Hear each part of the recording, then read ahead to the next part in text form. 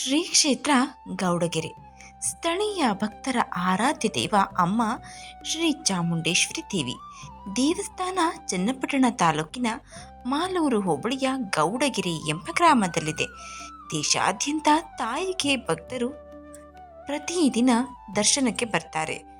ತಮ್ಮ ಕಷ್ಟ ಸುಖಗಳನ್ನ ದೇವಿಯ ಮುಂದೆ ವ್ಯಕ್ತಪಡಿಸಿ ಆಶೀರ್ವಾದವನ್ನ ಪಡೀತಾರೆ. ನಮಸ್ಕಾರ ಸ್ನೇಹಿತರೆ, ಎಲ್ಲರಿಗೂ ಮಾನು ಮನೋಜ್ ಕನ್ನಡ ಯೂಟ್ಯೂಬ್ ಚಾನಲ್ಗೆ ಸ್ವಾಗತ. ಇವತ್ತಿನ ವಿಡಿಯೋದಲ್ಲಿ ಶ್ರೀ ಕ್ಷೇತ್ರ ಗೌಡಗೆರೆ ಚಾಮುಂಡೇಶ್ವರಿ ದೇವಸ್ಥಾನದ ಇತಿಹಾಸ ಮತ್ತು ಮಹತ್ವದ ಬಗ್ಗೆ ತಿಳಿದುಕೊಳ್ಳೋಣ. ಕೆಲವು ವರ್ಷಗಳ ಹಿಂದೆ ತಮ್ಮ ಜಮೀನಿನಲ್ಲಿ 6ನೇ ತರಗತಿಯ ವಿದ್ಯಾರ್ಥಿಯೊಬ್ಬ ತನ್ನ ಸ್ನೇಹಿತರೊಂದಿಗೆ ಆಟವಾಡ್ತಾ ಇದ್ದ. ಅವರು ಕೆಲವು ಇಟ್ಟಿಗೆಗಳು, ಕೊಂಬೆಗಳು ಮತ್ತು ಎಲೆಗಳಿಂದ ಒಂದು ಚಿಕಣಿ ದೇವಾಲಯವನ್ನ ನಿರ್ಮಿಸಲು ನಿರ್ಧಾರ ಮಾಡ್ತಾರೆ. ಅವರು ದೇವಾಲಯವನ್ನೇನೋ ನಿರ್ಮಿಸ್ತಾರೆ. ಈಗ ಅವರಿಗೆ ಬೇಕಾಗಿರುವುದು ಪೂಜಿಸಲು ದೇವರ ವಿಗ್ರಹ ಮಾತ್ರ. ಒಬ್ಬ ಹುಡುಗ ವಿಗ್ರಹವನ್ನ ತರುವ ಜವಾಬ್ದಾರಿಯನ್ನ ವಹಿಸ್ಕೊಳ್ತಾನೆ. ಅವನು ತನ್ನ ಮನೆಗೆ ಹೋಗ್ತಾ ಇದ್ದಾಗ ದಾರಿಯಲ್ಲಿ ಲೋಹದಿಂದ ಮಾಡಿದ ಒಂದು ಚಿಕ್ಕ ಚಾಮುಂಡೇಶ್ವರಿ ದೇವಿಯ ವಿಗ್ರಹವನ್ನ ನೋಡ್ತಾನೆ. ಅವನು ಅದನ್ನ ಎತ್ತಿಕೊಂಡು ದೇವಾಲಯದ ಗುಡಾರದ ಮಧ್ಯದಲ್ಲಿ ಇರಿಸ್ತಾನೆ. ವಿಗ್ರಹ ತುಂಬಾ ಚಿಕ್ಕದಾಗಿತ್ತು, ಅಷ್ಟೇನು ಗೋಚರಿಸಲಿಲ್ಲ. ಹುಡುಗನು ತನ್ನ ಮನೆಯಿಂದ ದೊಡ್ಡ ಚಾಮುಂಡೇಶ್ವರಿ ದೇವಿಯ ಫೋಟೋವನ್ನ ತರಲು ನಿರ್ಧಾರ ಮಾಡ್ತಾನೆ. ಚಾಮುಂಡೇಶ್ವರಿ ಫೋಟೋದೊಂದಿಗೆ ಹುಡುಗರು ಪ್ರಾರ್ಥನೆಯನ್ನ ಮಾಡ್ತಾರೆ. ಆ ದಿನದಿಂದ ಆ ಚಿಕ್ಕ ಹುಡುಗ ತುಂಬಾ ದುರ್ಬಲವಾಗ್ತಾ ಬರ್ತಾನೆ. ಪ್ರತಿದಿನ ಮೂರ್ಛೆ ಹೋಗ್ತಾ ಇರ್ತಾನೆ.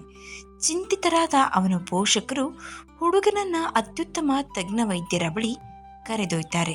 ಆದಾಗ್ಯೂ ಹುಡುಗನ ಆರೋಗ್ಯಕ್ಕೆ ಸಂಬಂಧಿಸಿದ ಎಲ್ಲ ವರದಿಗಳು ಸಂಪೂರ್ಣವಾಗಿ ಸಾಮಾನ್ಯವಾಗಿ ಇರುತ್ತೆ.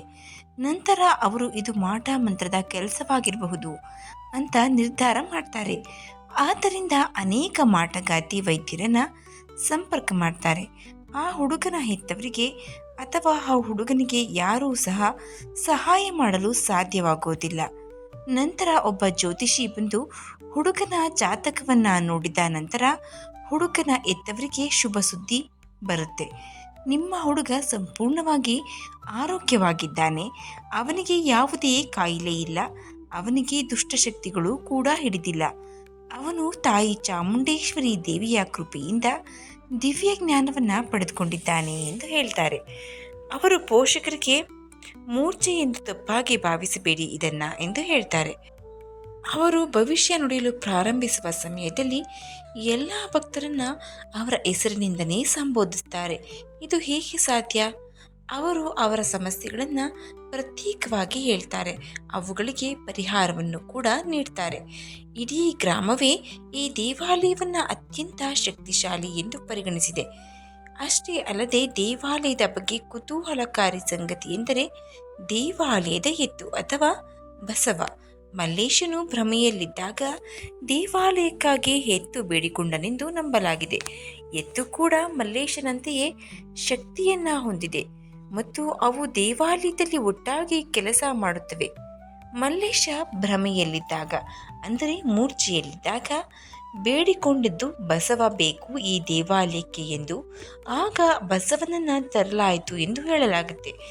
ಎತ್ತು ಕೂಡ ಮಲ್ಲೇಶನಂತೆಯೇ ಅಸಾಮಾನ್ಯ ಶಕ್ತಿಯನ್ನ ಹೊಂದಿದೆ.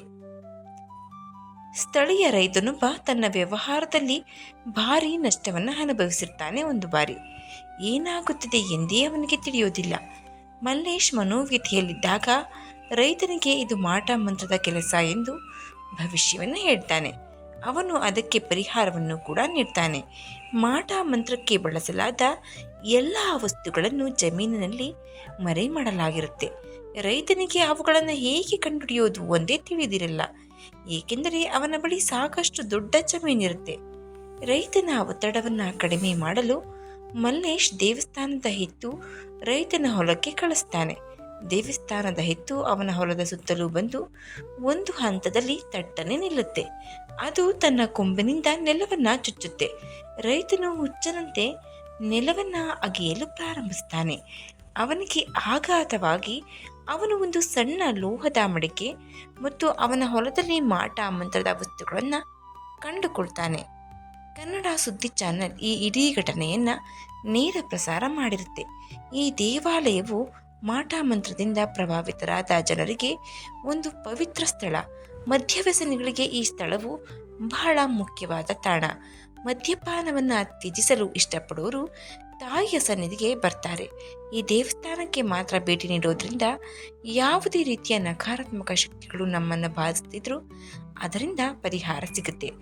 ಇಲ್ಲಿನ ದೇವತೆ ನಿಜವಾದ ಮತ್ತು ಅತ್ಯಂತ ಶಕ್ತಿಶಾಲಿ. ಹಾಗಾಗಿ ಮಾಟ ಮಂತ್ರಕ್ಕೆ ಬಲಿಯಾಗಿರಬಹುದಾದ ಯಾರೇ ಆದರೂ ಈ ದೇವಾಲಯಕ್ಕೆ ಭೇಟಿ ನೀಡಲೇಬೇಕು. ಇಲ್ಲಿ ಗಮನಿಸಬೇಕಾದ ಒಂದು ಪ್ರಮುಖ ಅಂಶ ಅಂದರೆ ಮಲ್ಲೇಶ್ ಅವರನ್ನ ಗ್ರಾಮಸ್ಥರು ಸ್ವಾಮೀಜಿ ಎಂದು ಪರಿಗಣಿಸುವುದಿಲ್ಲ. ಅವರನ್ನ ಇತರ ವಯಸ್ಸಿನವರಂತೆ ನಡೆಸಿಕೊಳ್ತಾರೆ. ಕರ್ನಾಟಕದ ರಾಮನಗರ ಜಿಲ್ಲೆಯ ಚನ್ನಪಟ್ಟಣ ತಾಲೂಕಿನ ಗೌಡಗರಿಯಲ್ಲಿ ಪ್ರಬಲವಾದ ಚಾಮುಂಡೇಶ್ವರಿ ದೇವಿ ದೇವಾಲಯವಿದೆ. ಇಲ್ಲಿನ ದೇವತೆ ಅತ್ಯಂತ ಶಕ್ತಿಶಾಲಿ. ಆದ್ದರಿಂದ ನೀವು ಬೆಂಗಳೂರಿನಲ್ಲಿರುವಾಗ ಈಕೆಯ ಆಶೀರ್ವಾದವನ್ನು ಪಡೆಯಲು ಮರೆಯಬೇಡಿ. ಇಷ್ಟೇ ಅಲ್ಲದೆ ಇಲ್ಲಿ ಹೊಸದಾಗಿ ಚಾಮುಂಡೇಶ್ವರಿಯ ಕಂಚಿನ ವಿಗ್ರಹವನ್ನು ಪ್ರತಿಷ್ಠಾಪಿಸಲಾಗಿದೆ. ಇದು ನಿಜಕ್ಕೂ ಅತ್ಯದ್ಭುತವಾದ ವಿಗ್ರಹ. ಇನ್ನು ಈ ದೇವಸ್ಥಾನದಲ್ಲಿ ಅನೇಕ ವಿಸ್ಮಯಗಳು, ಪವಾಡಗಳು ನಡೆದಿವೆ. ಇಲ್ಲಿ ತೆಂಗಿನಕಾಯಿ ಹರಕೆಯನ್ನು ಕಟ್ಟಿಕೊಂಡು ತಾಯಿಗೆ ಸಂಕಲ್ಪ ಮಾಡಿ ದೇವಿಗೆ ಇದನ್ನು ಅರ್ಪಿಸಿದರೆ ನಮ್ಮ ಸಂಕಲ್ಪ ಈಡೇರುತ್ತದೋ ಇಲ್ಲವೋ ಎಂದು ನಮಗೆ ತಿಳಿಯುತ್ತೆ. ನಮ್ಮ ಸಂಕಲ್ಪ ಈಡೇರುವುದಿಲ್ಲ ಅನ್ನೋದಾದರೆ ತೆಂಗಿನಕಾಯಿ ಕೆಳಗೆ ಬಿದ್ದು ಹೋಗಿರುತ್ತದೆ. ನಮ್ಮ ಸಂಕಲ್ಪ ಈಡೇರುತ್ತದೆ ಅನ್ನೋದಾದರೆ ನಾವು ಮುಂದಿನ ಬಾರಿ ಬರುವವರೆಗೂ ತೆಂಗಿನಕಾಯಿ ನಾವು ಎಲ್ಲಿ ಕಟ್ಟಿರುತ್ತೇವೋ ಅಲ್ಲೇ ಇರುತ್ತದೆ. ಇಷ್ಟೇ ಇಲ್ಲದೆ ಹಲವಾರು ಶಕ್ತಿ ಪೀಠಗಳನ್ನು ಒಳಗೊಂಡಿರುವ ನಮ್ಮ ಕರ್ನಾಟಕದಲ್ಲಿ ಈ ಒಂದು ಮಹಾಶಕ್ತಿ ಸಾನ್ನಿಧ್ಯವಾಗಿರುವ ಚಾಮುಂಡೇಶ್ವರಿ ದೇವಿಯ ದೇವಸ್ಥಾನ ಅದ್ಭುತವಾಗಿದೆ.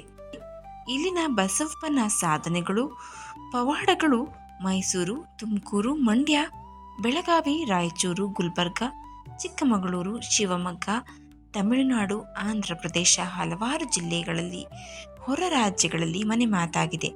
ಉದಯ ಟಿವಿ, TV9, ಸಮಯ ನ್ಯೂಸ್, ಸನ್ ಟಿವಿ ಬಸವಪ್ಪನವರ ಇಂತಹ ಇನ್ನೂ ಅನೇಕ ಪವಾಡಗಳನ್ನು ತೋರಿಸುತ್ತದೆ. ಚಾಮುಂಡೇಶ್ವರಿ ದೇವಸ್ಥಾನಕ್ಕೆ ಭೇಟಿ ನೀಡಬೇಕಾದರೆ ಶುಕ್ರವಾರ, ಮಂಗಳವಾರ, ಭಾನುವಾರ ವಿಶೇಷವಾದ ಸೌಭಾಗ್ಯ ನಮಗೆ ದೊರೆಯುತ್ತೆ. ಹಾಗಾದರೆ ಇನ್ನೇಕೆ ತಡ, ಬನ್ನಿ ಚಾಮುಂಡೇಶ್ವರಿ ದೇವಿಯ ದರ್ಶನವನ್ನು ಮಾಡೋಣ. ತಾಯಿ ಚಾಮುಂಡೇಶ್ವರಿ ಎಲ್ಲರಿಗೂ ಆರೋಗ್ಯ, ಆಯಸ್ಸು, ಸುಖ, ಸಂಪತ್ತನ್ನು ನೀಡಿ ಕಾಪಾಡಲಿ ಎಂದು ಕೇಳಿಕೊಳ್ಳುತ್ತಾ ಈ ವಿಡಿಯೋವನ್ನು ಮುಗಿಸ್ತಾ ಇದ್ದೀವಿ. ಈ ಮಾಹಿತಿ ನಿಮಗೆ ಇಷ್ಟವಾಗಿದ್ದರೆ ದಯವಿಟ್ಟು ಶೇರ್ ಮಾಡಿ, ಲೈಕ್ ಮಾಡಿ. ವಿಡಿಯೋ ಬಗ್ಗೆ ನಿಮ್ಮ ಅನಿಸಿಕೆ, ಅಭಿಪ್ರಾಯವನ್ನು ಕಮೆಂಟ್ ಬಾಕ್ಸ್ನಲ್ಲಿ ತಿಳಿಸಿ. ಚಾನಲ್ನ ಸಬ್ಸ್ಕ್ರೈಬ್ ಮಾಡ್ಕೊಂಡೆ ನೋಡ್ತಾ ಇದ್ದರೆ ದಯವಿಟ್ಟು ಸಬ್ಸ್ಕ್ರೈಬ್ ಮಾಡ್ಕೊಂಡು ನೋಡಿ. ಪಕ್ಕದಲ್ಲಿರುವಂತಹ ಬೆಲ್ ಬಟನನ್ನು ಒತ್ತಿ. ಈ ಮಾಹಿತಿ ನಿಮಗೆ ಇಷ್ಟವಾಗಿದ್ದರೆ ಶ್ರೀ ಚಾಮುಂಡೇಶ್ವರಿ ನಮಃ ಎಂದು ಕಮೆಂಟ್ ಮಾಡಿ. ಧನ್ಯವಾದಗಳು.